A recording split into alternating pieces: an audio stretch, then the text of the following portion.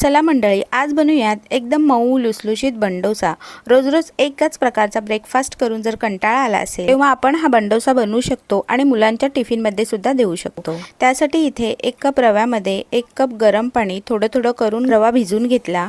आता फोडणी तयार करेपर्यंत हे बाजूला ठेवून देऊया। थोडंसं तेल, त्यामध्ये मोहरी, जिरे, हिंग, उडदाची डाळ, कढीपत्ता याची एक फोडणी तयार करूयात। आता भिजवलेल्या रव्यामध्ये अर्धा कप दही आणि पुन्हा 2 चमचे पाणी घालून मिक्स करूयात आणि मिक्सर मध्ये एकदम स्मूथ ग्राइंड करून घेऊयात। आता या बॅटर मध्ये तयार केलेली फोडणी घालूयात। त्यामध्ये थोडासा कांदा, गाजर, कोथिंबीर, चवीपुरतं मीठ घालून मिक्स करूया।